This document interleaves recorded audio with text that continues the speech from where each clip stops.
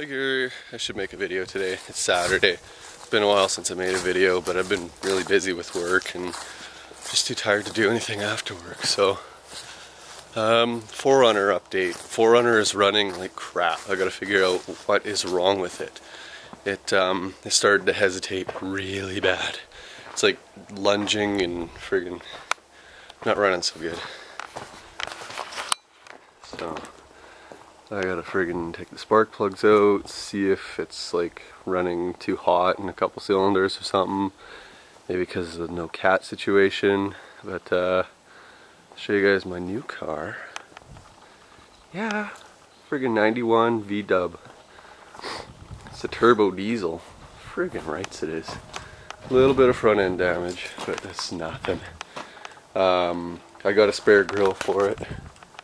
There, but I can't put it on yet until I get a new hood, because the only way I can open the hood is reach my hand in and push that little lever thing back so I can pop the hood up. But yeah, I'll show you guys. Just pop the hood. Oh, I might be able to, if I can find it.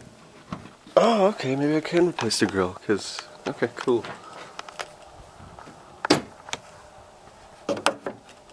Okay, so here we go. Friggin' turbo diesel. It's a 1.6 liter. It's all mechanical. It's IDI, indirect injection. So it's easy to get some horsepower out of this thing. I just replaced the front strut. Friggin', I'll show you guys. You know your strut's dead when? Yeah. And I also blew up a rear wheel cylinder on it 2 days ago. And I already got that replaced, as well as the chunk of brake line. So, because I was driving up into town, friggin' 15 minutes away, when the brakes blew up. So I parked the car on the side and tried crimping the brake line, but it was still leaking. So took it back here, took the Corolla up to pick and pull, got a couple wheel cylinders, one for a spare, got a strut. I got a boost gauge so I can friggin' start turning screws on this thing. And there's my snail shells. Yeah, friggin' turbo. Friggin' rights. So yeah, I'm having trouble, well, I was having trouble trying to figure out what friggin' line to tap in for the boost gauge, but it's this one. It goes from the manifold all the way into the pump, or the fuel actuator, whatever it's called. It's got a certain name, but can't remember it right now. So anyways, yeah, I'll take this thing off and I'll tee into it. I got some rubber line in the house, so I'm gonna plumb in my turbo gauge today. Yeah. And then when I get the turbo gauge all dialed in, I'm gonna start playing around with the fuel, because I want more ponies. I think that is, I can't remember what it's called. Dang it. But anyways, this is the smoke screw. That's the one where if you turn it down, you overfuel and stuff and you get a lot of smoke.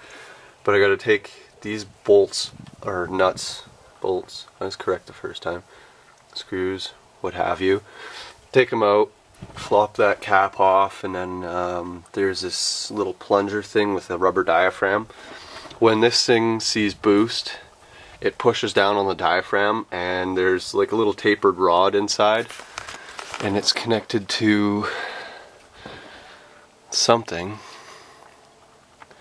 Anyways, when that little pin opens up, it allows more fuel through. So as that little pin with the taper goes down, the taper's like that, so it'll go down.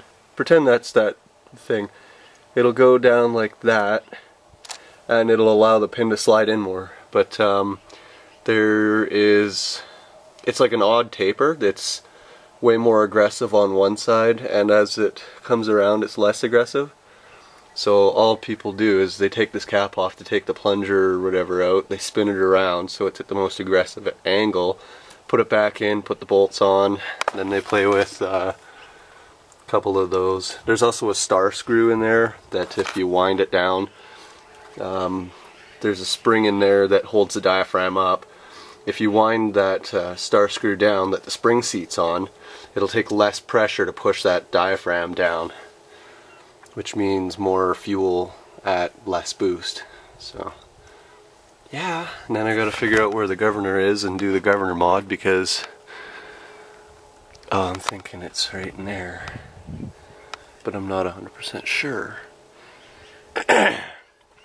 But these motors stock start to cut out fuel at 2800 RPM when you're sitting about, what was it, 4800 RPM or something around there. These motors top out at like 56. But when you're sitting at like 45 or 48 or something like that, you're running at 80% less fuel. So I'm gonna change that, and guess what? I'm gonna show you guys how I do it all, because I have not found a tutorial or a video explaining how to do this on YouTube yet. So you know what? That's what I like to do. I like to, like, if I'm having trouble figuring something out, or if there's no video tutorials on it, you know what? I'll make one. That way people in the future can see what I've done, and they can do it easily. It's like my Blazer tutorial, the Blazer 4x4 fix. I didn't see a tutorial for that, so I made one, and I've got lots of views on that one, and there's a lot of people that have helped with that one too, so it makes me feel good. Anyways, I think it's coffee time. Okay, so I'm starting the mods now.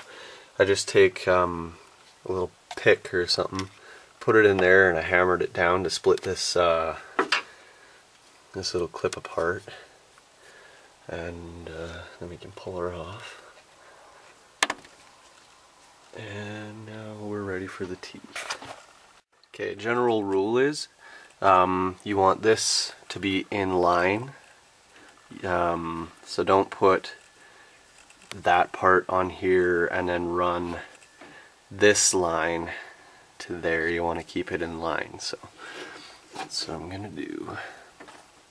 Okay, well I changed my mind because that was ugly, but all I did was I cut the line there, and I'm gonna put the T in between these. But to reinstall that, I've got this special pair of pliers with the face like that, and just take it like that and crimp her down. So now that won't come off. Now I'm going to take my T, and friggin' put her in line there and run that T off into the cab. If you're having problems getting the T into the hose, use a little bit of WD-40 or dish soap on it. Just a touch, and then it should slide right on. Alright, well I've got boost gauge all friggin' tapped in. Let's see, I went through that hole there. And then I fed her up underneath into there, and friggin' up the side into tire pressure gauge. Friggin' right, so I'm too cheap to spend $100 plus shipping on a friggin' real boost gauge, so this will do for now. It's like I just have to keep an eye on the boost and stuff, but it's not a big deal. Another thing I want to friggin' fix is this. Like, what the hell? What the hell they got going on here? It was like that when my buddy bought it, and then he drove it like 10 minutes and then parked it. The dude was gonna scrap it before he bought it, so he just bought her to keep it from getting scrapped, and then yeah, he didn't really want it anymore, so I bought her off of him. Yeah. Vag service? What the hell? Holy crap. Okay, well I just took the cap off. Oh. And you guys can see what I was talking about, that taper on her. That's where she normally rides. So that's the least aggressive side. The more aggressive side would be like right there. So a little bit opposite of what it was. And that's that star washer that I was talking about. set that down there. You guys can wind that down a little bit. And that would, here's also that spring I was talking about that sits on there. When pressure goes into there, when the boost goes into there, it presses down on the diaphragm, which pushes that thing down. And you guys can't really see it because the pin's hidden, but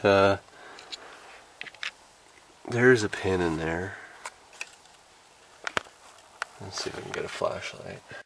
Okay, well, another thing, I read on the forum, VW forum, that it's a good idea to mark your star wheel, just so you can return it to stock if you need to. So it's got, can't really see it, but it's got this little friggin' spring thing around this side, and I just marked where it sits between the two pins. So, and it goes, the more you tighten it down, the easier it is to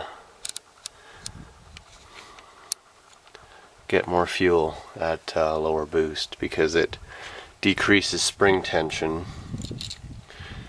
which will allow this to go down easier, which will let more fuel in depending on where you set the taper. So friggin' right.